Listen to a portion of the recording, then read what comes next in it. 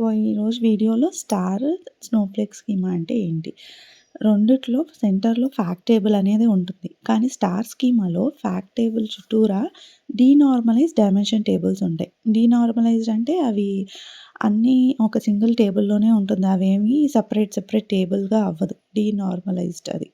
So, అది ఏందంటే అన్నీ ఒకే దాంట్లో ఉంటుంది కాబట్టి సింగిల్ టేబుల్‌లో ఉంటుంది కాబట్టి డూప్లికేట్స్ ఉండే ఆహ్ డూప్లికేట్స్ ఇష్యూ అనేది రావచ్చు.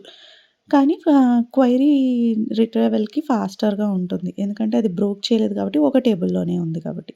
అదే స్నోఫ్లేక్‌లో డిఫరెంట్ డైమెన్షన్ టేబుల్స్ అనేవి నార్మలైజ్డ్ టేబుల్స్.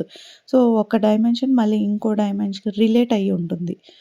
సో, అది అంతా ఒక టేబుల్‌లో ఉండదు. సెపరేట్‌గా ఉంటుంది కాబట్టి సో, ఇది క్వెరీ ఆహ్, కొంచెం స్లోగా రన్ అవుతుంది. ఎందుకంటే కాంప్లెక్స్ జాయిన్స్ ఉంటాయి. మల్టిపుల్ టేబుల్స్ మనం జాయిన్ చేయాలి కాబట్టి.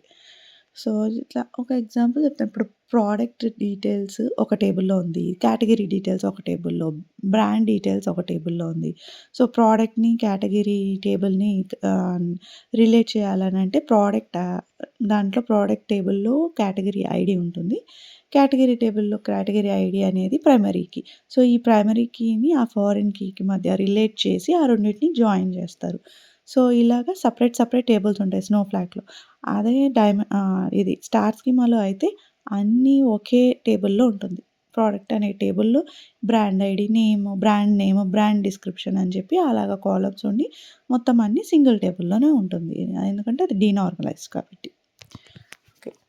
సో, ఎగ్జాంపుల్ అని నన్ను అడిగినప్పుడు ఈ ఎగ్జాంపుల్ మనం చెప్పొచ్చు ఇంటర్వ్యూ క్వెషన్స్‌లో. Thank you.